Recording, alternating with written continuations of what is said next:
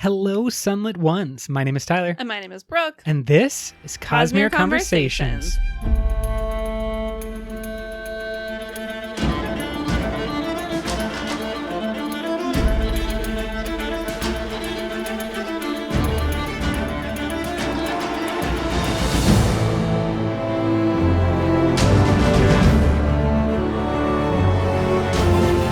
We are so glad to be back here in the new year, wrapping up the final episode of the Sunlit Man book club. It's been a journey. The Year of Sanderson has taken us into the next, and we're putting together all of the Cosmere connections that we possibly can in this last final episode, incorporating all your thoughts from all the different book clubs, the things we've learned from Brandon, spoiler streams, all that good stuff, putting it into one last final hoorah.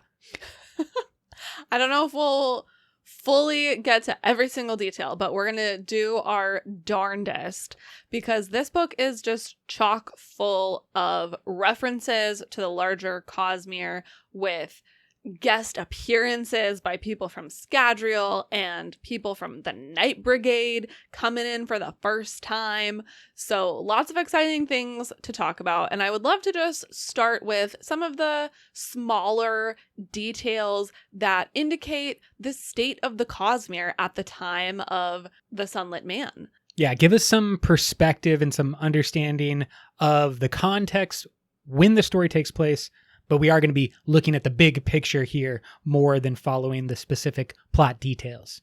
There is a Silverlight guidebook that has been left on Canticle by a Thalen.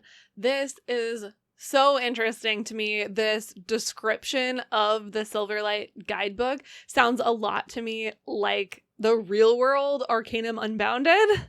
It's described as, quote, an antiquated volume, the type originally written through much travail by people visiting the various planets on difficult expeditions. This old volume was a survey book, which spoke of many different planets, a little on each one, end quote. Certainly sounds like the work of Chris and Naz going on difficult expeditions, having travails, and then putting that all together in, at the time, what we didn't, understand as a guidebook. But I really think that that's the best call that we have right now. Some published version of Chris's notes, maybe far in the future with some addendums and some, more knowledge given and perspective given. But this is kind of like the sports almanac from Back to the Future 2, where it's a book that sets up some of the plot, because getting this book into the hands of the Cinder King is essential for changing his mindset. Yes, it is the sort of key to unlock his knowledge and interest of the greater Cosmere. Obviously, we can't trust a lot of what the Cinder King says. Mm-hmm. So who knows, what happened with this Thalen person, etc. But it's certainly important to the development of the Cinder King. And then I think it becomes somewhat significant to Nomad as well. Another reference to this kind of greater world of the Cosmere and also the importance of Silverlight. We've got the Silverlight guidebook, and then another fact kind of backing up the importance of Silverlight in the future of the Cosmere is Nomad's reference to, quote, the Refugee and Lost Expatriate Bill of Silverlight Codes of Interplanetary Conduct. End quote. And this code enables him to formally request asylum. Yes, from the Scadrians in their little base on Canticle. And this is a little bit of speaking the lingo or connecting with the people that are your audience at the time. It is his assumption that these Scadrians are abiding by the codes and certainly are not just going to ignore this formal request when done in this way, which to me points to, I hope, the long felt influence of someone like Steris and Marasi, or Marasi, as some of you would like me to say. But those two may have set the groundwork for this kind of legalese, but also an official code that sounds right up their alley of the mindset that would be important and maybe built on like a foundation for Scadrian society to be built on, if they're establishing codes in their time in regards to trade with the Malwish or, expanding their society outward, they're building their legal system with Marasi into a more kind of formal and putting the law above the, rule of nobles or the rule of a royalty or a monarchy. All of that stuff is probably influencing for the long term in the same way like the founding fathers in America are still talked about. And you may even phrase something today if you want to like call upon the founders. I feel like, I hope at least, that some of this formal language coming out of the Scadrians, who are now a spacefaring and very technologically advanced society, is connected back to the influence of those women in the past. I admire your confidence in Steris and Marasi, but I don't think that this comes from them at all. They're called the Silverlight Codes of Interplanetary Conduct, and so to me this is definitely coming like down from the top, from Silverlight, from Chris and her scholars in Silverlight as they have been traveling throughout the Cosmere. The planets that they go to have maybe adopted those codes and agreed to abide by them, but I do not think that Scadrial created these codes. Yeah, I think at the time of Chris, or the time long before the Sunlit Man, I think that Silverlight feels a lot more loosey-goosey with their approach to things and not so and they're a little formal. bit more like hidden. Yes, I think definitely. They're kind of trying not to make contact. And so the existence of these codes and their universal acceptance and adoption indicates that the people of Silverlight have stopped hiding, have at some point come out and said, hey, everyone, we're Silverlight. Now that we all like know each other, because I'm assuming from the end of Stormlight 5, there are many more people coming into the cognitive realm, traveling through the cognitive realm, which we've also seen in other series start to happen much more frequently. Therefore, they're going to come upon Silverlight, discover the other planets, blah, blah, blah, globalization, but in this case, universalization. And the codes became needed. Like there was no more need for hiding and subterfuge. There was need for structure and agreement. Yeah, I think that happened. And at least in my imagination, the main group that could be responsible for that formal structure are the Scadrians, because they seemingly are the most advanced in the Cosmere, or one of the most advanced in the Cosmere. And so they would be the ones, and I at least totally get what you're coming from. They can be 100% separate. Yeah, it just, like if anything, maybe the Azish helped, but I think it's probably coming mostly from Silverlight that has more knowledge of all the planets. And especially with, as we're going to get to in a minute, the attitude of the Scadrians now in the present of the Sunlit Man, they don't seem like they're real about the codes, like they seem like they probably agreed to it because they couldn't not, but I don't know that they would have really been like gung-ho and participating in their creation. That's an excellent point. One of the other main things that's established in the Sunlit Man is the classification and the description of breath equivalent units. Yes, huge addition here. And so detailed for the nerdy among you. Yes, I have created new spreadsheets just to help us understand breath equivalent units and what they apply to across the Cosmere. And kind of, we'll just continually add to that so that there's just a master list of how much BEUs do things cost in the Cosmere. Why don't you start us out with just kind of like the basic breakdown? Because normally what's happening is Ox is giving a description as a percentage of skip capacity. Skipping for Nomad takes 100% of his capacity. And then what we hear throughout the story are variations of that. So like kind of fill us in with what we learn. Well, at 5% skip capacity, Nomad has 1,000 BEUs, 1,000 breath equivalent units. And at 5% skip capacity, he is more powerful and more endurant.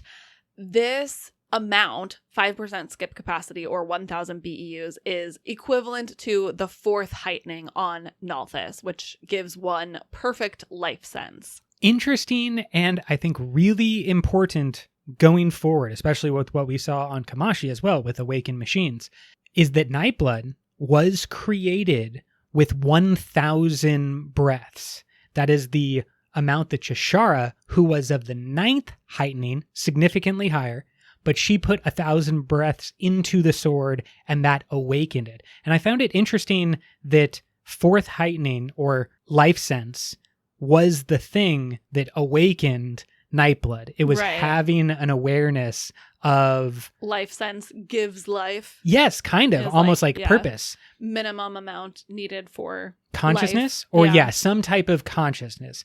Now, I don't necessarily think that Nightblood has stayed at 1,000 breaths, because I think there's a question of like, can he be absorbing...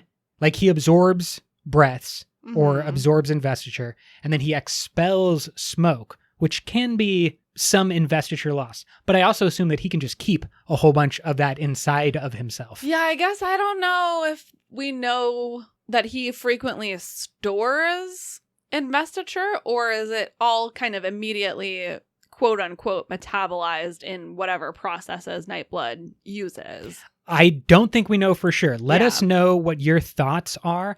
I'm kind of the opinion that, and maybe this is true of the Father Machine as well, that Nightblood maybe started with awareness, life sense, and 1,000 breaths, but then to get him up to, where he is today, a little bit more of a conscious being, he could take like another 1,000, another 10,000, and maybe if we reassessed how much BEUs Nightblood had at any given time, he would comfortably be carrying around an 8,000 or a 10,000 amount of breaths. I don't know. I do know that there's a word of Brandon about the amount of investiture that Nightblood can hold, and it being not infinite. Like, there is a cap. I don't know if we have any words of Brandon about the effect of that. Does it make him more sentient or not? Does it give him additional powers or not? Like, I don't know if it would have the same effect on a sword that it does on a human. Yeah. To take in more investiture. Like, does it have any effect, or is it basically like putting breaths into a coat where it just is a receptacle that holds them, but they're not doing anything other than potentially powering Nightblood's processes? Yeah, let's go through a couple of the other things that we hear from the Sunlit Man, and then maybe we can revisit the question of Nightblood as we learn more. We hear that 1,500 BEUs is less than 8% skip capacity, which would put someone over the 4th heightening. Over 2,000 BEUs enables capital C connection manipulation. This is when Nomad is able to speak the language of the Canticleites, and that's equivalent to the 5th heightening, which gives one agelessness. So enabling connection, agelessness, and according to Ox, the 10% or 2,000 BEUs level is where normal healing begins to break down for Nomad. Anything below 10%, and he's not able to heal at full capacity. We really don't understand or have a good understanding of what normal healing is for a former Dawn Shard holder at this high level, advanced Cosmere. So he might be normally healing like a 5th ideal Night Radiant, which is an insane amount of healing, or normal healing might be considered something closer to 1,000 or 10,000 breaths, like a little bit of healing, but maybe not like a Renarin level healing or anything to the extreme or maximum. This whole system also gives us a little bit of context to, again, the wider world. Nomad says, quote, "On Nalthis, they bought, sold, and traded chunks of people's souls like they were gemstones. BEUs as a measurement were based on this system, though at least there, the transaction left you alive. End quote. And that's a reference to, of course, the sun hearts on Canticle, where you must die to transfer your investiture. Yeah, and the breaths on Nalthis, we learn also that, quote, even on highly invested worlds, a person's soul isn't more than 3 BEUs, end quote. We would assume that Nalthis is one of those worlds where the breath is adding to the soul of a person. And we've talked a lot about, like, what is a drab versus a regular Cosmerian versus someone from Nalthis with a breath. But even giving a Nalthinian or whoever is the most invested soul in the Cosmere, we're talking about 3 total BEUs. Right. And I would say, at least from what we hear in the Sunlit Man, the Threnodites are the people that I've heard talked about most often as being highly invested or having extra investiture attached to their soul. I think we talked a little bit about perhaps Nalthians, if you were to vaporize them on Canticle and put them in a sun heart, they might have a tiny bit extra investiture where it would be more powerful, for example, than the Rasharan sun heart. But I don't know if it would be as powerful as the Threnodites' sun hearts. Yeah, this is an interesting question because I have seen elsewhere, not directly from the text. This is just people talking online, and so I don't want to give full strength to this, but I think Threnodites only have 1 to maybe like 1.5 BEUs, and it's not exactly the BEUs that are special for the Threnodites. Right. It's some Threnodite thing. It's some extra bit that makes the magic system and eventually the Sun Hearts possible. Because, to put in context, 1 Sun Heart is 200 BEUs, or about 1% of Nomad's skip capacity. Mm-hmm. This figure and this difference, let's just say that Threnodites have 1 BEU souls, but that 1 BEU soul, when on Canticle, is turned into a Sun Heart with 200 BEUs of energy potential. Mm-hmm. That to me is the magic. It's telling me that whatever's happening on Canticle between the Threnodites, between their souls and the sun that it is connecting to the core, that like electrical spark with the Threnodites in the middle, that's a 200x multiplier.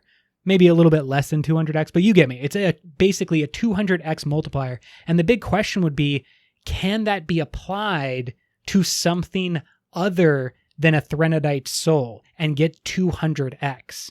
Can you have a grand apparatus that is able to take in any form of investiture, maybe like a coat with 1,000 breaths in it, and give you a 200x output by running it through some process? I'm curious if it's like maybe the connection that they have to the planet or to each other. And I think there's something about resistance and operating, maybe kind of like in a network situation where if they are connected to each other, right, but it is 1 soul that's being transformed into 200 BEUs in a Sun Heart, maybe it is some type of like the power is pinged through the whole community, and that's, generating more than would be expected or something along those lines. Yeah. I'd be interested to see, like, maybe this is a good question for Brandon.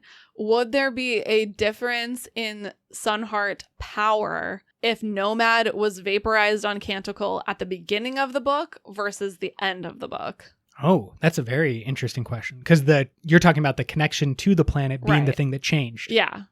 That's a good call out. And if anybody, has the moment to ask Brandon a question. There's a question if you need one. There is a very good one.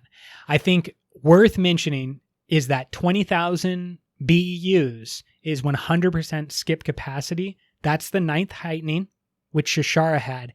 And it is the amount that Nomad was able to absorb, and maybe even more, from the Cinder King at the end of the book. He goes from near 0 to 100% skip capacity by taking out everything from the Cinder King. So the Cinder King was at the ninth heightening. Ninth heightening. Wow. And that gives a person greater awakening.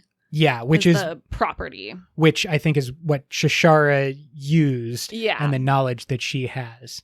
And lastly, we know another number from Warbreaker is 50,000. 50,000 breaths is the 10th heightening and what the God King famously was holding. That's 250% of skip capacity. Woo. So you can get 2.5 skips. And remember, Nomad has been skipping multiple times around the Cosmere, visiting more planets maybe than Hoyd has ever been to. So he's burning through a bunch of BEUs every time he skips. Hopefully they're not all like people's souls. Yeah, it would be. Hopefully it's, mostly Stormlight or something that's not from humans. It's a great question of where is he getting this investiture? Because this is not a small amount. And if he needs 100% in order to skip, and it's, from 100 to near 0 every time, that's a rough transition. Yeah. And a lot of investiture that you have to be channeling or in possession of to make that happen. Let's move on to our good old friends, the Scadrians, and talk about what we learn from these very strange, new, futuristic Scadrians that we get. The first kind of indication of the Scadrians that we see is the authorization key, which is a metal disc described as being about as wide as a person's palm. And there is a symbol on the front, probably a metal alphabet symbol. My question is this the same thing as a medallion? Or is it some different type of technology? What do you think? I think that with the authorization key and the way that medallions are known to work, this makes a lot of sense as just a medallion. A medallion kind of famously needs the connection bit of metal in the center and then variant type of metal outside. But if you were going to have an authorization key, the main thing you would want is like a connection-based pass. And then you just are able to scan someone's connection to allow them entry. And if they don't have the connection, then they shouldn't get entry. So to me, yeah, it sounds exactly like the advanced form of what we saw as the medallions in the past. Right, yeah. And then we also hear that, quote, plastic keycards were, of course, eschewed by them. They had a fetish for metal, end quote. Which just tells us that the Cosmere has plastic now. Yes. Fun fact. Plastic's a big deal in our own society. I'm wondering if they come from the same source, which is mainly like a lot of oil production in our own world. Interesting, yeah, sure. And so they would also have oil if they have plastics and got them in the same way. But we are also discovering new ways of building similar things to the plastics we have and like finding different development methods, and they have magic. So I'm going to guess that they might have a different route of developing those plastics, but I can just, I just can't wait to see some Scadrian people with, their leftovers in Tupperware. Yeah, I was thinking like little toys and stuff because of, Hoyd's shirt, famous, like the Hawaiian Merewell shirt. Yeah. I'm seeing that being sold next to like some travel trinkets that are, designed to resemble old healers. Maybe you have the gunslinger and it's just like waxes old weapons or something, but designed as little plastic toys. Yeah, like an army guy, but it's wax instead. 100%. Wayne with his sticks. Okay, and then when we finally meet the Scadrians, they're wearing jeans and lab coats. We have our first instance of denim jean pants, which is weird. It's a little weird. We had dusters, which is, right on the precipice of getting to jeans. That's very different from jeans. It's a very different stylistically, and we in the United States associate post-World War II with the jeans. But originally, a duster and jeans were developed for the same type of people, which is like working outside and need something really resistant to the elements and tears and stuff. Yeah, but we're even way past that. These are lab technicians. That's what I'm wearing saying. Jeans casually. They've advanced just as we have beyond, way and now past. jeans are stylistically, just your comfort wear, as many people have them here. Yeah. Wild. And when we come into their little research spaceship that they've been camping out in, we find out that they have sort of kidnapped some Threnodites, Canticleites as research subjects, and they've also been trading with the Cinder King for Sun Hearts. In exchange, they give him pieces of technology and knowledge, and they state really clearly that this has been strategized out, and they are withholding some technology from the population, for example, ship-to-ship guns from those local people, and they say, quote, "Why would we reveal such a useful secret?" End quote. Even when the people of Beacon are fighting for their lives. Yeah, this is a tough one. I don't really like the Scadrians doing this. I don't really like when countries in our modern world do this, or in the past did this. It's not great, and it certainly is a vibe, but there are many arguments that people would use today or did use in the past why this is perfectly acceptable to do this to other humans, let alone people on different planets. It may become the norm if we, ever developed into a far advancing space-faring people, that we also have similar rules, but I would prefer a don't get involved at all policy, or certainly not a we'll hold them back from certain types of destruction because we are more comfortable with these other types of destruction. Like, who are you to decide, right? Just coming in here acting like God, being like, oh, we'll give you this, but not that. You can have this, but you can't have that. Yeah. No. I don't like people. Bad move. Too much power, and they're abusing the Canticleites. Yeah. And they are gaining, knowledge or whatever they want from the Sun Hearts by empowering a dictator and a tyrant. And they know that they're doing that. Yeah, they know everything. They know all of the bad things that are the consequences of their actions, and they just don't care. One interesting thing about the interaction that the Scadrians have with Nomad is the first thing that they ask him is, have you said the oaths? And he lies a little bit. He kind of avoids the question by saying, I'm a free man. Mm-hmm. So this is an interesting way to frame the Night Radiant Nahel bond that we haven't seen before as the opposite of being oathed as being free, right? That kind of indicates that if you are oathed, you are bound, maybe in a negative connotation. So I thought that was really interesting. And then they also assume that because he has a shard blade, he's done mercenary work. They're kind of like, oh, you must be a mercenary if you've got that blade. What does that say to us about the state of the Knights Radiant currently and kind of their reputation in the greater Cosmere? I think it gives us a lot of questions, but the distinction is obvious, and the Scadrians know it. They know that there's a difference between a Spren blade being oath-bound and a shard blade wielder. And that is their distinction in their mind. One is kind of okay as a mercenary, and one is more problematic. We don't really know. Yeah, but yeah, they seem to not be into it. Exactly. Like they didn't want to cross paths, and that is reiterated in the preview for Six of the Dusk, where we have a Rasharian and a Scadrian arriving on First of the Sun.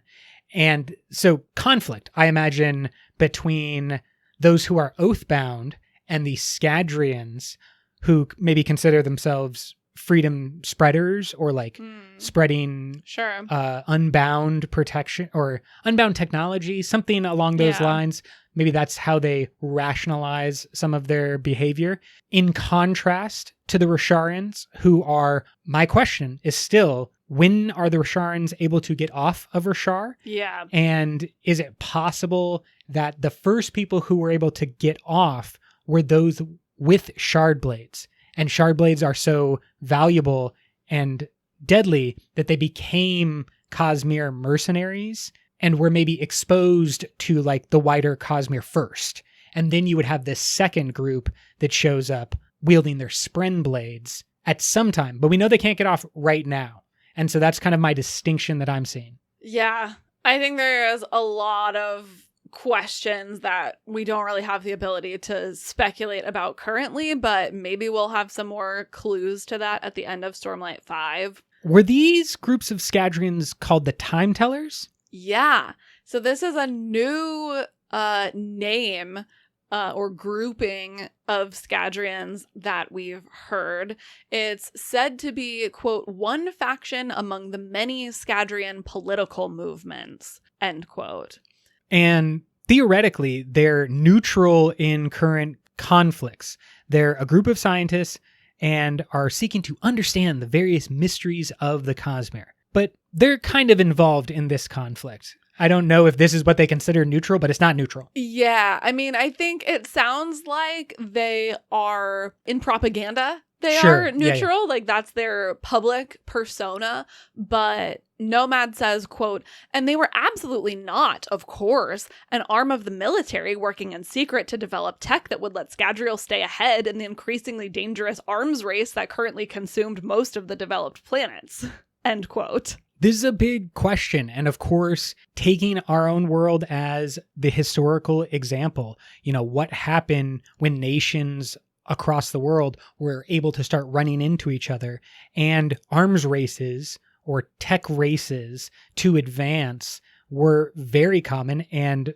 the source of a lot of wars and conflict was we need to continue to advance our society. We need to build up the industry so that we are capable of competing against, pick whatever empire you want at whatever time. Yeah. And that, can create a lot of bad things, both internally within a country, if you're being motivated by an outside force, but also if those forces ever come to clash, it is, quote unquote, a fight of civilizations because you are seemingly going up against your mortal enemy. And I think that if you had a wave, and we will, fingers crossed, say it's not a Dalinar-led wave, an Odium-led wave off of Roshar, but imagine a bunch of Odium-led mercenaries with shard blades pushed out and led by Dalinar after Stormlight 5.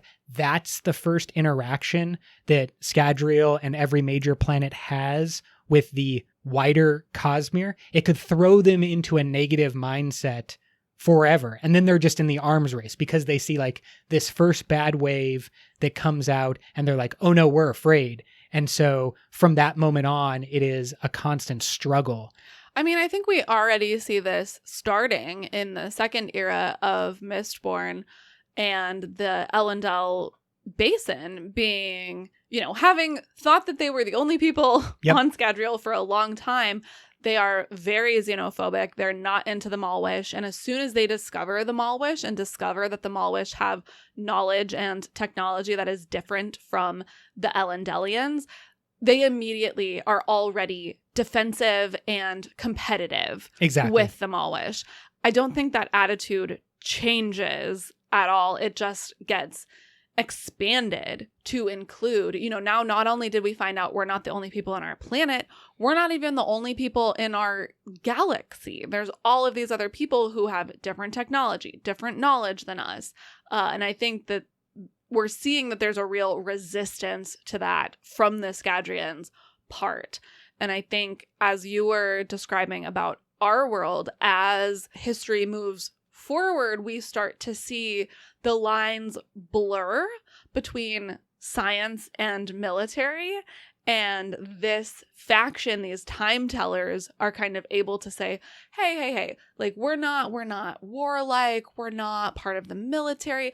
We're just here to learn things, to advance our civilization. We're doing science. This is not about competition or aggression. When really those things become completely enmeshed together, where you cannot separate your military advances and your competition with others from your scientific advancement. Yeah, absolutely. And I think Oppenheimer being the recent big movie that came out exploring this is a bunch of scientists. Like, this is just science, man. Isn't this interesting? We're learning about our world. Can you believe it? And I think for some people, that's the propaganda that worked, and that is the hook that was used to bring them in, Yeah. and maybe allowed them to overlook Right. the Be like, murder "It's of science." many hundreds of thousands of Japanese people. But for other people, the pitch was, we are going to build a weapon that will make us safe. We are going Right. to prevent our troops from storming Yeah. beaches or needing to use conventional military methods. And we're just Right. going to have long-range missiles. And Both like protection, selling protection, Yes. and selling superiority. Yeah. Right. Like, not only will this make us better than those other people who are other and we don't like them, but it's going to keep us good people in our tribe, safe. Yeah. And seeing that on display, the microcosm, what you described in the Ellendale Basin, and in this book, the kind of macro picture of what that turns into when it's applied to the entire Cosmere, we're in for a rough bit. Like, this is not going to be great, I think. And it's such an interesting way of exploring these concepts, because I think it's easier for people to distance themselves in certain situations if you write a story that is really about the modern political arguments going on in your country, but you put it into a different time period, or you put it into a different planet. It allows people to kind of like get in and understand it. Some distance, some remove from something that we may feel really attached to, so that we can actually look at it from a more clear standpoint. And I'm excited. I'm a little bit excited for that as the Cosmere continues to move forward, to kind of go on this journey where we start from very hero's journey-esque type stories, you know, of Vin going on a heist and these broad archetypes that exist in a lot of stories that have been passed around for generations, and for it to move into a much more complex sci-fi world where you've got lots of complexity in the interactions between many different types of people on their own planet, on different planets, and politics, and the ability to kind of assess all of these things, as you said, with a remove through these stories, is pretty exciting. It's certainly exciting. I'm looking forward to it. I'm imagining some dark times, but I am also imagining a field that is dense with story potential. You can tell every possible story in the most complex way. It's not just a simple adventure story, your basic hero's journey. This is legitimately whatever story wants to be told can be told, and we get to watch that be played out, in part with space travel. Yeah, let's talk more course, space. Speaking of science, the Scadrians have a spaceship. This is the second spaceship that we see in a Secret Project book. And I'm really questioning, is the Elantrian spaceship that we saw in Tress and this Scadrian spaceship, how much are they influencing one another? How much tech is borrowed from one to the other? Is it an arms race where the Elantrians are like, we can do that, and the Scadrians are like, well, we can do that better, and they always need to go to Nalthis to get awakened stuff? I mean, let's learn a little bit about this spaceship that the Scadrians have.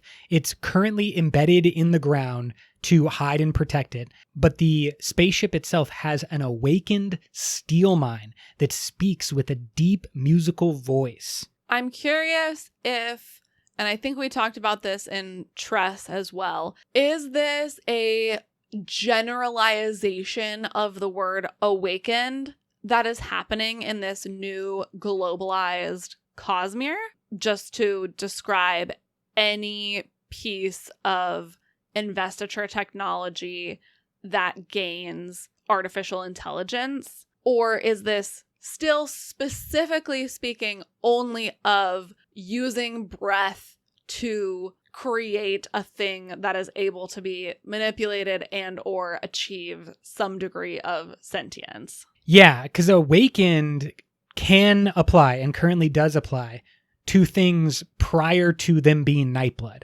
whereas that is something that is, quote, woke and is fully awakened. It is conscious in a way, and we would probably say the same about the Father Machine as well. But something can be awakened and given directions and given commands long before it reaches a conscious or certainly an artificial intelligence. But I think, like, point being, they wouldn't necessarily need to go to Nalthis and put breath into a steel mind to create an awakened steel mind. Certainly, they could remain on Scadrial and find their own way of using Scadrian investiture to create a thing that achieves something like artificial intelligence. Yeah, and I'm wondering if they can do it with 1,000 BEUs, if that's going to be a kind of universal amount that's required. Yeah, I mean, like, how do you even measure that on Scadrial? You know what I mean? Like, they don't have the same type of structure, right. And their magic is normally described as metals unlocking a door to the spiritual realm. Yeah. Or that's more like time-based. Like, depending on how much metal you ingest, you have a certain amount of time with access to that ability. Yes, and normally small amounts of time. When Right. you put it into like the scope of the spiritual realm, you get like a tiny little pinprick and opens up for a nanosecond or two, and that gives you your abilities. I don't know how they qualify that, and I would imagine if you were Nalthinians, that's the tech that you keep for yourself. You don't tell people how to do that. Maybe they can figure it out independently. And that's what I'm wondering is, are all these spaceships kind of forced to borrow from different planets, establishing a trade system that may generate peace or cooperation at least? Or are they all versions of spaceships developed only within those planets using all of their magic and their technology? And then we just have the language that's passed around. So an awakened steel mind doesn't actually have any breaths from Nalthis. Right. An Elantrian spaceship, you could say, has an awakened AI, but it's also not in any way powered by breaths.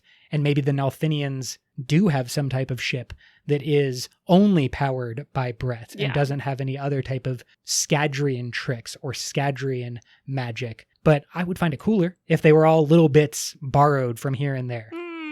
I think I would prefer to see 5 different spaceships that were all invented differently. That would certainly be cool. Yeah. You would definitely have really interesting, like, how do you tackle this problem and solve it only with your own stuff? Yeah. But I imagine... Which we've already seen start to happen, right? Isn't that the inspiration for Nightblood? That the shard blades scholars, from Rashar. went to Rashar, saw shard blades, and were like, maybe we can make something like that. So this type of information exchange has already been happening. Yeah, and So that's why I think it would be hard to keep it from continuing to happen in a future Cosmere that's I guess more I'm not connected. saying I don't think that would happen. What I'm saying is I don't think it's like building a car on Earth where, you know, America puts X amount of pieces together, sends it to Mexico, Mexico puts their pieces into it, sends it to Canada, Canada puts their pieces into it, send it back to America. Like, I don't think that is happening. I don't think that the Scadrians are like importing Nalthian chips that do a specific thing. I do think they're probably looking or like sending spies, you know, to be like, go check out those people. What are they doing? That person comes back and is like, they've got this thing that looks like this and it does something like this. And then they kind of reverse engineer it with their own stuff. On that note that you mentioned of chips, these computer chips and superconductor chips and the most advanced type of computer chips that exist today are limited to a certain number of manufacturing either regions or small areas like Taiwan. I mean, you have only a couple of places on Earth that are able to produce the top tier computer chips. And if I was one of those places like Taiwan, I would want to keep it that way. I wouldn't want another person in the Cosmere or another, you know, group of people in the Cosmere from inventing their own computer chips. I would want everyone to be coming to me, Nalthis, and to be buying and always trying to be the best at that one thing that kept people coming back. Yeah, but that's not interesting. Oh, it's interesting in just a different way. let's talk a little bit more, because there's so much to when it comes to space travel that we could get bogged down in like any one of these things. You haven't even asked me about relativity yet. Yeah, now we're really about to get into it. Okay. In terms of space travel, Nomad says, quote, that was still relatively new. Well, the science was old, depending on which part of the Cosmere you visited, but few had ever experimented with it until the last 100 years or so. Why take all of the effort to travel the void of space when there were easier ways to travel between planets? End quote. So we hear a little bit about the history, and that this type of space travel in a spaceship did not even really start happening until the 100 years before the Sunlit Man, which is a very short amount of time. And we think is probably at least 100 years past well the into events the future, it seems. that we're currently seeing. Yeah. What we do know is that traveling through Shadesmar is slow, and it takes weeks or months to walk through. And of course, there's a limited access points. There are limited places that you can get into the cognitive realm and get out of the cognitive realm. So that's quite a big restriction. Nomad does note that, quote, you could fly in the cognitive realm too, but could only get out at specific points. Faster methods that could go anywhere were just starting to be explored, but they were proportionally more difficult in their own ways. Either that, or they had some storming terrible side effects. His own experience proved that, end quote. So there are some magical other transportation methods that people are starting to look into also, and I will certainly be keeping an eye out for those types of things in future books. I think what this can do is set a limit, because that quote is coming from the Sunlit Man, and that's Nomad's advanced knowledge. So I think that can set a limit on what we can expect after Stormlight Archive 5. I know there's been speculation around things like the Unbound Bondsmith or Unbound other versions of Radiance that are, for example, like able to create oath gates across not just Rashar, but across the Cosmere and be teleporting people across the Cosmere. Certainly, if that was developed in Stormlight Archive 5 or, shortly thereafter, which is probably where we think most of the books 6 through 10 are going to be, Nomad would know about it and would be talking about it as a travel method. And they probably wouldn't have developed space travel. Like, there's a limit on what he's talking about. Going through the cognitive realm is okay to do now, and it's okay to do for hundreds of years as people are moving back and forth. But at a certain point, it becomes more beneficial to build spaceships than it is to travel through the cognitive realm. And that's kind of like, where's that line? Yeah, of course. You've got me. My brain is all on a tangent now about the timelines of Stormlight Archive and this book, but I'm not going to go on that tangent right now. Let's talk about how you would fuel space travel. This is, of course, always the question with space travel is, how are you going to fuel it? How do you get the fuel that you need into space? How do you have enough to get back, etc., etc.? And here is a quote from the text. Quote, how much liquid oxygen you got handy? He asked. How about kerosene? Rocket fuel is not common stuff, Ox. I doubt we could put anything together in time, and I know of no sources of Zephyr Aether on this planet. Do you? End quote. Zephyr Aether, introduced in Tress, now referenced again. Brandon has... as rocket fuel. Yes, we think that not only is Zephyr, otherwise known as the air Aether, going to be important for giving people oxygen when they are traveling through space, it's also going to be a main source of fuel and maybe the backbone of at least some people's space travel. Maybe there are ones that they're practicing with as well, but Zephyr certainly seems to be the main thing. And with oxygen, you have a whole bunch of fuel potential, but I think Zephyr also probably amplifies that fuel potential. Oh, interesting. I think that could be a Sure. secret, is that there's more potential in like a molecule of Zephyr Aether than there is just in a molecule of oxygen. In a similar way to like sun hearts have a lot more potential BEUs. I think Zephyr might be packing or punching above its weight class. Let's say it that way. I'm curious about weight, because that's always the problem with rocket fuel here on Earth is how much it weighs. Mm-hmm. And it seems to me like a solid sand-like substance in Zephyr Aether would be heavier than something like liquid oxygen. I'm not a scientist. Maybe I'm totally wrong, but it seems like you would want the liquid oxygen more than the Zephyr Aether. And it also depends if you're measuring in ounces or liquid ounces. Yeah, of course. I think you're right. I think there are still questions up there to be answered. But one of the more interesting things about Zephyr Aether is that it has a home on one of the moons around Lumar. And the most difficult thing about weight is getting out of a gravity well, getting off of Earth in our example. Getting off any planet is where you expend the most fuel.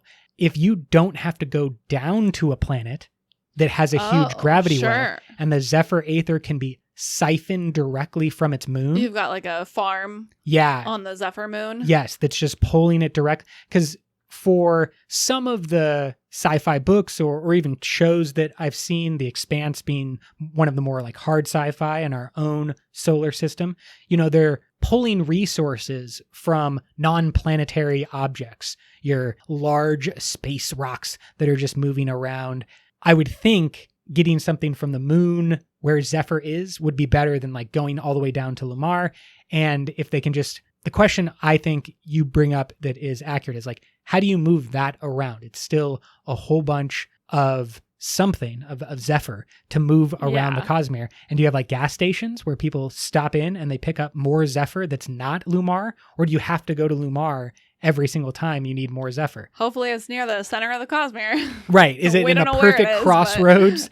That would be so funny if it's the exact dead center of the Cosmere, Lumar with its 12 moons just going all around. And of course, there are a lot of different technological approaches to flight. We see one of them with the Canticleites and their flying machines, which of course are not spaceships. They don't actually fly very high, but I think this is kind of an example of what I find interesting about the idea that maybe every planet will have its own kind of unique spaceship. I think it's really cool to see the different ways that different societies attack the same problem, right? And kind of all the different solutions that can potentially exist. For the Beaconites, they have this really careful balancing of their thrusters that enables all of their ships to connect together and let their engines like all work together for their big floating city. Quote, "Too much thrust on one side would have flipped the city, but the Beaconite machinery compensated for that distribution instinctively. Zeal had mentioned when he'd been asked that the chorus helped somehow. Did they have something like a rudimentary awakened difference engine doing these calculations, fashioned by a shade?" End quote. Big questions. I want to know the answer. Questions. We see similar technologies on our own planet with drones, which normally are, quadricopters, or they have some multiple winged or flight system that they are operating on. And if you have even one of those out of whack, it can wildly toss off the balance of such a delicate instrument. I think that's what the Beaconites are doing as well. We have a gyroscope. But there might also be a magical awakened difference engine. So you missed the most exciting part. Well, no, I think that what I'm trying to say is that like the drones that we see are kind of doing it with a gyroscope and a computer chip. And that's the difference engine as I understand it. Our cars do something similar. All-wheel drive is able to shift power around to different wheels based on the traction available. And so one way or another, whether it is purely magical or some type of... Are shades instinctively capable, or maybe not all shades, is the chorus instinctively capable of creating awakened machines? I think the answer would have to be yes. I think the answer would have to be yes. They would be in the best position, maybe Spren as well, to create machines because they interact with the physical world. They are of the cognitive world, and for some reason, they're really good at understanding Building engineering. stuff. Yeah. Yeah. So I would think if anyone was going to be ready to build it and they could just like whip up a quote unquote awakened machine, again, not from Nalthis. Like, this could instantly take the Canticleites all the way to the top of the pecking order of the Cosmere. Like, if they one day were just like, hey guys, tired of being on this planet where we're constantly running for our lives, you want to get cosmopolitan? They could immediately have awakened spaceships and any awakened machine that they desired and just go out onto the Cosmere and frickin' wreck people. They would have no cost of human labor or intelligence. I'm down. I'm down. They seem like an okay sort. Like, what? I mean, you're talking about a planet or a country, wanting to keep like chip building to themselves. The Canticleites would have a monopoly on instant awakened machine generation. They would need it. They would need some aspect of their society that allowed them to rapidly catch up, because right now they're very far behind. And that's the biggest thing working against them is They are a primitive society saying, going up against spacefaring ones. The second they decide they want to, their path is paved in gold. If their shades, if the chorus can also understand things like beyond what the people of Canticle are able to... That is what the thing is. It's very curious. Like, are they tapping into the broader network of shades? Is there some shade that knows this? Is it coming directly from the spiritual realm? Yeah, exactly. Okay, so that would be my question is like... Because basically, the Canticleites have a 3D printer that they have never invented. Like, the Canticleites did not go through the technological processes to invent the 3D printer. They just found one and were like, cool, magic thing, it makes stuff. Not because they have any knowledge of like how that works, just because it exists, seemingly. Yeah, and so how much more, what's the limitation on its advancement? Is it an artificial intelligence, like the chorus operating as a hive mind of sorts? Sort of, yeah. And have they like, because they don't die or get older, they just like gain members to the chorus? Yeah, like, can they learn what is the actual state of their consciousness? Because they do seem to have some consciousness. They're able to speak and like recognize certain things. Obviously, they're able to read schematics and build things. How far does that go? Are they capable of learning, I think, is a question. Big questions. Now let's go further. Let's hop into time dilation, relativity, everybody's favorite topics. Good friend, Oltux72, over on the 17th Shard, asked this, and there were many great responses from users over there. We'll put up the thread as a link so you can check it out.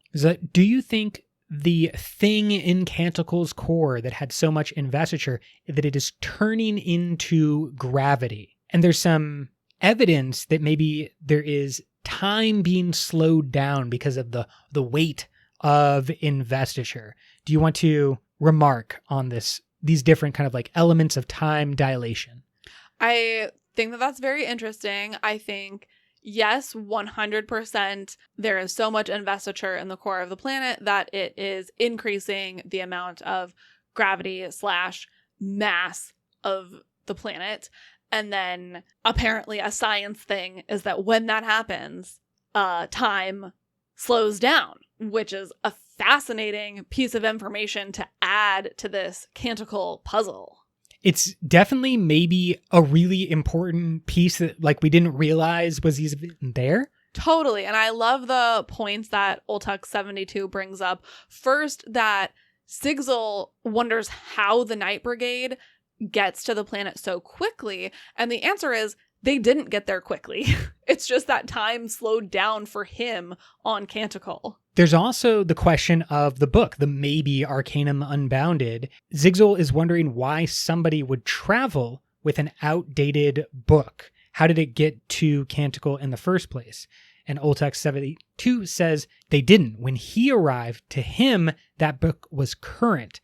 Outside of Canticle, time just passed so much faster that it has become outdated. And by he, you mean the Rasharan traveler that gets to Canticle before Nomad. Right, and the then original when Nomad arrives, it's already an outdated book. Exactly. T-Bug33 brought up a great reply as well. With all of the questions about the timeline and the time gaps that Nomad is dealing with, it would describe a lot if what Nomad was experiencing as days on Canticle, or, a pretty short period of Canticle time, was warped like a speed bubble, or I suspect it would be like Merassi's Yeah, it would speed be bubble. more like Merassi's bubble. Yeah, instead of Wayne's. And so everything within it is going slower, and everything outside of the Cosmere. This would maybe also line up a bit with the Threnodites leaving the planet in the past, and then once they arrive on Canticle, Threnody that they remember has long since changed and had many, many years go by for what has only been a generation and a half, or, not that long for the Canticle people themselves. So it is possible that the Canticleites that exist are the ancestors of current day Threnodites. If anyone's still around and alive on Threnody, their great-great-grandparents Might still be alive. might still be alive on the other side of the world, or on the other side of the Cosmere, Yeah. as Canticleites. That would be weird, especially if they went back to Threnody Mm-hmm. and were, I don't know, like weird, ghosts almost, or like the living dead, basically, of like my great grandmother came back to life and like brought news of a travel and technology and whatnot. Like that would be a wild story for a population. It would be honestly like if someone, came to America looking for the Fountain of Youth and then showed up 1,000 years later and was like, I got it. And then I just chilled for like the last 1,000 years over there. And I'm just coming back to like let you know that we're good. Coming back maybe with the gift of a new renewable resource from Canticle could maybe not launch Canticle into the stratosphere of upper Cosmere planets, but could launch Threnody into that if there was a pass back. Sure. Yeah, I don't think Canticle is going to become a vacation destination anytime soon. But it could bring a lot back to Threnody, which has probably been seen as like, encompassed by shades. But if you got your magic 3D printers that are now coming from your great, Yeah. anything is possible. Yeah. But yeah, really anything is possible because we don't really know anything about the timeline there anyway. We know the Night Brigade got there quickly, and let's talk in detail about the Night Brigade. Woo! Yeah, one of the kind of big new things from this book. Who are they? Who is the Night Brigade? Well, they are distant cousins of our Threnodites. So I'm guessing this is another one of the kind of offshoot groups that left Threnody, because remember there was a big group of Threnodites that originally left the planet, and then that group that left additionally splintered after their original exodus. That would be my guess, that the Night Brigade kind of seeded from one of those other splinter groups. That makes a lot of sense. And if the time dilation theory is correct that we just described, and Canticle exist in a slow bubble, then the Night Brigade are those descendants of the people that they are hunting. Sure, and they've just advanced beyond the people of Canticle because for them they've had more time. Exactly. Yeah, and that's maybe many interesting. generations of time. We don't know what the Who time scale knows? is. Yeah. But it would be very funny to imagine, you divide in that point in the past, and then several generations later turns into the Night Brigade, who've been flying around the Cosmere, and 1.5 generations, and we have the people on Canticle. We only hear one named person in the Night Brigade, and that is Staff Sergeant Truth is Waiting, another excellent hyphenated pilgrim name. We have this, quote, "The Night Brigade commands armies of the dead," he said. "They're largely a mercenary force, known for their brutal efficiency. They're the only army I know that makes you keep on fighting after you've died. They are not sympathetic to the problems of local people, to put it mildly." End quote. Scary. He also says, quote, "I know of no force more dangerous. They have been known to leave entire planets desolate. Fortunately, the Night Brigade aren't mindless pillagers. They're a precision force and will do whatever their contract, or in this case, their goal, demands. End quote. This is really the first entity group of this kind that we've seen in the Cosmere so far. The only other glimpse at something arguably similar would be the army Men of Red and Gold that was being brought to Scadrial in the Lost Metal, but we only got a tiny glimpse of that. Is the army of Red and Gold the OG Night Brigade? We never really guessed them as Threnodites. We threw out a lot of different things. You know, they were described as having some different maybe like weapons or and it was just like we threw out a lot of guesses. I'm saying that because shades, when they're enraged, have red eyes. Oh, that's a very good call. And what if you could, this is pure speculation, but what if you could do something similar to Claude on Nalthis, where you kind of have a body and then put a shade into it, making a Man of Red and Gold. Man, okay. So we would have a lifeless from Nalthis. Kind of. Hemologically attached to a shade from Threnody. Yes, to make the Men of Red and Gold, which then attacked Scadrial. I don't know if that is the Men of Red and Gold, but that's freaking terrifying. You don't want us to just sit around and dream up nightmares. I regret putting that out into the world at all. Like, I don't want anyone to hear that idea. So this group is described as being extremely cold-hearted and to the point where Nomad, before he leaves, is like encouraging the greater good to tell the Night Brigade everything and to just comply with everything that they say. He's kind of like, don't worry about protecting me. Like, don't try to resist. Just give in because they will torture you and be terrible. Yeah, the only comparable thing I have in my mind for a group like this is the Mongols and kind of the description of the Mongol Empire spreading, where it was just so terrible. And they often would like send someone ahead of the horde and just be like, hey, by the way, the Mongols are coming. You should just give up now and give us all your stuff. And if you don't, it's going to be very bad for you. And a lot of people just said, yeah, we do give up to the Mongol horde. And a lot of people said no. And then very bad things happened to them, much like the Night Brigade. The Mongols were just conquering. In this case, it does sound like the Night Brigade has some restraint where they only exercise those types of powers in the restrictions of their contract or whatever their goal is. They're not sort of indiscriminately going around destroying planets, but if someone's going to pay them for it, then they'll do it.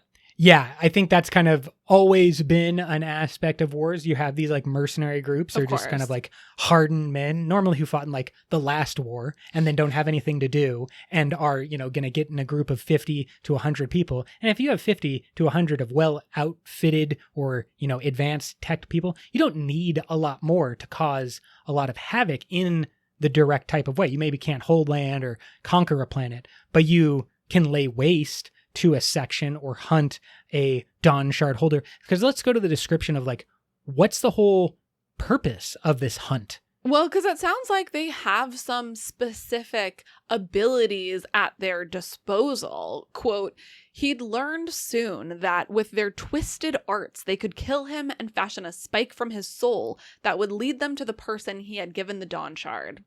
To them, Nomad was a crucial link in a very important chain, and he was far more useful dead than alive, end quote. Yeah, a soul spike that points in the direction like a compass. Did you ever do that like a little science experiment when you get a small needle or whatnot, and then you put it on a cork, and the cork goes in water, and then you magnetize the needle with some friction, and all of a sudden the cork like spins around to give you a basic compass? I don't recall that one, but I am familiar with the way a compass works. And this to me sounds like a soul compass that is pointing you to the thing that you want, in this case, the Dawn Shard. I mean, yeah, it seems to have some kind of ability to track connection, to track a specific connection, and then also some ability to navigate or like have a sense of space. to take you to that person. Maybe there is like multiple layers of things happening there. Like perhaps the soul spike is able to track connection, and then they kind of plug that spike into a different machine that will follow the thread of connection to the person. But that is very advanced and quite interesting that these Threnodites are using Scadrian methods in hemalurgy. The Admiral was asked about during Brandon's spoiler stream for the Sunlit Man, and the question was, is the Admiral someone that we've seen before or exist in... or related to someone we know? Excellent. And Brandon said that the Admiral will be the protagonist of the Night Brigade book that he has planned, we'll say, for who knows when, but certainly someone that we have the potential to see again. But he did not in any way say that it was related to an existing character. Correct. The Admiral seems quite fearsome, and she has a continuity chain, which is described as a silver whip-like weapon that's rolled up and kind of hanging from her hip. This, of course, is making me think of a chain that Raboniel has, yes, that she gets from Mraize. Is this the same thing? What are its properties? It seems like this is going to become very important, potentially very soon. But it also, to me, strikes a similar tone to another warrior woman, Azure/Vivenna, in the way that she uses normally fabric with her sword and like has fabric rolled up next and then like throws it out with an awakened command. And I'm wondering, you got to like train with the best. You know, Vasher would teach you all the different fighting styles. I would think if you're going to be an elite mercenary force, you've also maybe adopted some of the different fighting techniques from around the Cosmere. We've never seen that chain be used in a weapon fashion, but this is weapon-esque. I don't know if it's a weapon in that way. I think it's more of a spell if we're in Baldur's Gate. Like, I think Continuity Chain is a spell slot. Okay. Not Thorn a whip. Weapon. Yeah, it's more of a thorn whip type thing. Interesting. Cantrip. That's just for all the nerds out there. We've lost half the population. And then around the Admiral, she is surrounded by extra creepy shades. Like, you thought shades were creepy. Here is the description of the Night Brigade shades. Quote, as he left, 2 shades with glowing red eyes bearing the uniforms they'd been wearing when they died joined him from the corners of the room. The Admiral needed no vocal command for them, and their movement meant she obviously wanted to be alone, not even accompanied by the dead. End quote. Really terrifying.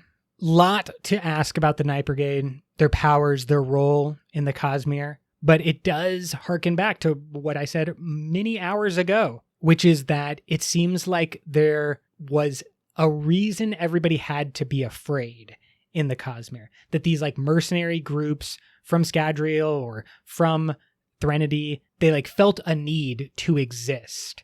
And I'm wondering if that's all one event or if it's a series of things that will play out over many books and many stories.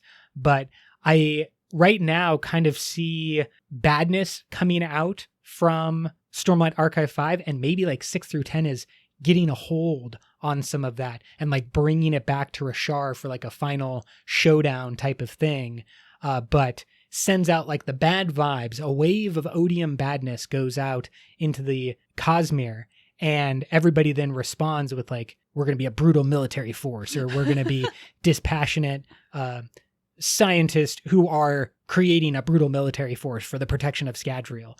Really a lot to think about. Let's end with everyone's favorite storyteller and a story to be told. This is Hoyd. Hoyd time. We only see Hoyd a little bit in this book when Ox makes a capital C connection between Nomad and Hoyd, and Hoyd has this connection-fueled communication with Nomad that reminds me a lot of the hologram communications that we see in many sci-fi world. Help me, Obi-Hoid Kenobi. You're my only hope. Although, never mind. Nomad didn't want to talk to him. No, he did not. This was more like Ox. Ox is Princess Leia in Ox this was situation. like, I think you should call home. And he was like, I don't want to talk to my dad. He was like, but I think that you need to. You probably need to, buddy. And he did. And this was a cool conversation, actually. First, I want to talk just a little bit about this process of capital C connection communication, which is something we've not seen before. From a sensory perspective, Nomad says, quote, then he felt something, a tugging on his insides, a kind of strange warmth, end quote. And then when Hoid appears, it's described as, quote, he glowed softly, visible even in the darkness, and his substance rippled at the rain's interference like he was a reflection on a puddle. This was an illusion, end quote. I think this connection is also exactly what the Night Brigade are hunting. They are able to do it instinctively or, with encouragement from Ox, but the Night Brigade should seemingly also be able to do that, maybe one direction or the other. So they're hoping to go not towards Hoid, but towards whoever Nomad gave the Dawn Shard. So they're looking to go down the chain, where backwards would be Hoid. Yeah. And this is a little bit similar to the communication that we see happening with Scions in Elantris, where the cognitive entity, Scion or Spren, is able to generate an image, a kind of real-time image of the person that someone is communicating with. So I think that this is also not just a product of capital C connection, but that it requires the cognitive entity in order to communicate in this way. That's interesting. It would imply that the cognitive entity, you mean Ox, right? Yeah. Is somehow connected to Hoid as well. Well, I think the cognitive entity is operating like the electricity and kind of the machinery that is just going down the line. It's just following the power line to Hoid and then doing whatever process it needs to do to create an image of Hoid in real time. Right. Yeah. So it has that connection back to Hoid that Ox can move down like a power line. Like, because Ox is part of Nomad's web, spirit web, Ox is able to travel down all of the pathways of the web. Okay. Basically. I am wondering if it is an indicator of when Ox was added to the system. If the Dawn Shard was given while Ox was bonded, would that be different than if the Dawn Shard was given and then Ox bonded Nomad later? No. Interesting. These are the fun thoughts that I have.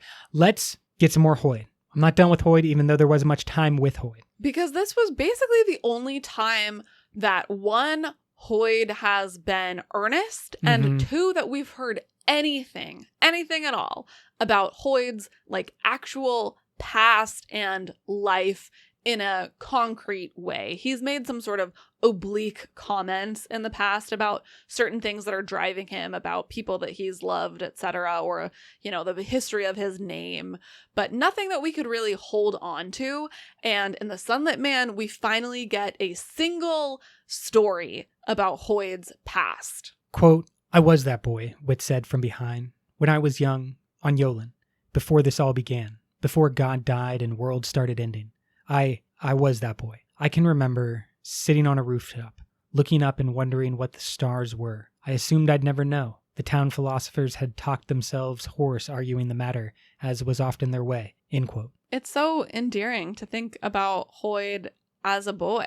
Yeah, and just kind of the journey that he has been on. I've kind of questioned, is Hoid himself anymore after all this time?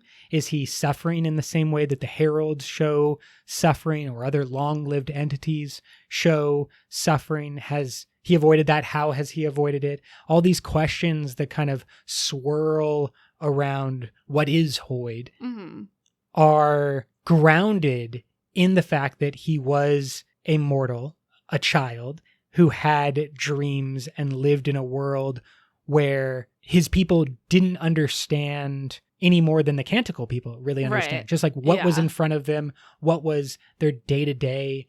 And from that, so much would happen. And I think I've never really considered what it would, or like how it would affect someone like Hoyd who lives through a cataclysmic event like we can't even imagine. As he said, when God died and worlds start ending. And to be fully like present and aware and witnessing it, and yet not fully a participant because he did not become a vessel. And the way that that kind of event would fundamentally shape a person, I don't think I've really considered before. Like we talk a lot and sort of throw around the idea that Hoyd was present at the Shattering. Hoyd was present at the Shattering. He knew about it, blah, blah, blah. But I've never thought about like the emotional component and the real impact that that would have. And so this really added a layer to Hoyd's character for me. That's great. I think that the only comparable moment that we have on display is that first 30 to 40 minutes of Endgame after the snap, after everybody's lost. Avengers Endgame, to clarify. Thank you very much.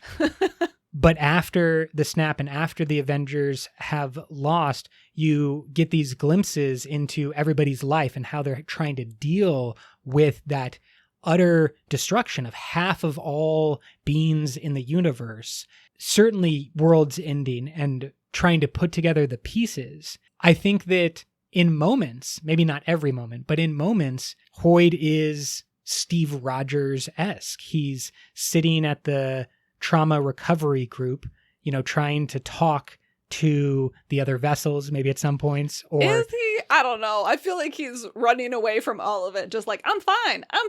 No, and I think that happened too. That happened, with other characters in the Marvel world. They try to abandon, they try to go do their own thing, and then they get dragged back in, but they thought it was over, all that jazz. You have different responses to the ultimate trauma, and Hoyd is one of those responses, one of those responding individuals, and we are witnessing his growth and evolution, his change. And obviously his entire trajectory is based on that event. Everything that he has done from then on has been completely shaped and defined by that event, which is in some ways a story about a group of people, climbing their way up to God, like finding a path to God, which we've seen similar stories throughout the Cosmere. And there is another story somewhat similar to that dropped in the Sunlit Man. We hear an Azish story told by Nomad about the Alethi. And this story describes the Alethi as these bloodthirsty giants who come to the Aegis at least once a generation after generation, to try to conquer and destroy them. And they're described as, quote, a horde of death and destruction that ate the land, consumed villages like insects swarming the crops, ripping, smashing, end quote. To make it extra devastating, Nomad says, quote, they call themselves the Alethi, but we knew them as the Tagarut, the breakers, it means. Those who leave only death, end quote. Which is a pretty harsh version of the history of the Alethi and the Alethi that we've seen. We've always heard them described as being really warlike, but this perspective from another culture on that time in Alethi history is quite illuminating. Yeah, and I called out the Mongols earlier. Brandon has said that the Alethi do match the Mongols, not on horseback or that type of conquest, but Genghis Khan is a Dalinar inspiration or vibes of a sort. And in the story that Nomad is telling, the Alethi eventually change tactics. They decide that the sun shone so bright that it must be filled with treasure, and they wanted to go up to the sun and conquer whoever lived there and take the treasure for their own, kind of turning their attention from the mortal beings that they had destroyed and facing them upwards to God. So they climb to the top of the tallest mountain, they build a scaffold, and they climb all the way up to the sun, only to be blinded by the treasure and incapable of bringing it back. And this story is a way of explaining why the Light Eyes, Alethi, have pale eyes. Quote, "But the sunlight was too bright. The riches of the vault of the Almighty itself glowed with an intense heat. The Tagarut could not carry the gemstones they found, for they shone so bright as to destroy a man. The proud giants, the terrible warriors, they were forced to flee, beaten not by spears or shields, but by the very treasure they sought to claim." From that day it was said that their eyes had been bleached by the intense light, like clay cooked too long. Instead of normal dark browns, many Alethi have watery blue or other light eyes.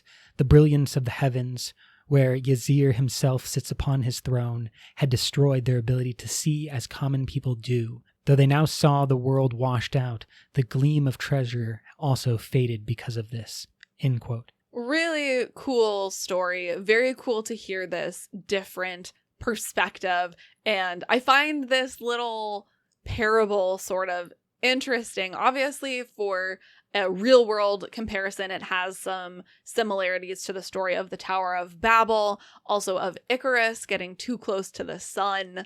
And then for some comps in the Cosmere, we have stories like The Girl Who Looked Up, or even Wandersail, where not so much did the beings go to kill God, but to confront their god, their king, and show up realizing and they do have to go up into a tower. Up into the tower, to do yes, that. exactly. Yeah. Only to realize that their god was not there and the cause of their problems was themselves. Yeah. That's a twist right on the story.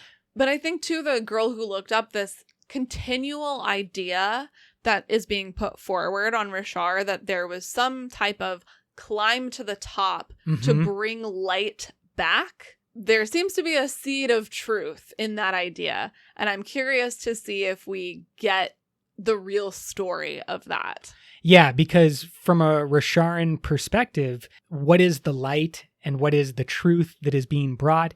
Is the light only power or treasure, as Nomad says from the story? Is that the magic, the unbonded ashen magic that caused their planet's destruction, kind of blinded or destroyed their one planet, leading to, or is it something that happened on Rashar? Is it, reaching to the Spren, forming the Os and the bonds that are going to lead to the desolations and that conflict? I love these subtle ways of incorporating stories within the stories and giving us these connections. There's so much more. The Sunlit Man could be picked apart in much more detail, and I think we are going to return to each of the secret projects and try to create more theories, all pointing us back, hopefully, to Stormlight Archive for the release later this year. We'll see. But this has been another fantastic book club. Brooke, do you have any closing thoughts before we say farewell? Thanks for being here with us, reading along and sharing all of your thoughts about these incredible books. This is our last episode in our formal Secret Project series. It's been a great year of Sanderson, and we just really appreciate y'all being here. Can you take us away? Until next time, life before death, strength before weakness, journey before destination.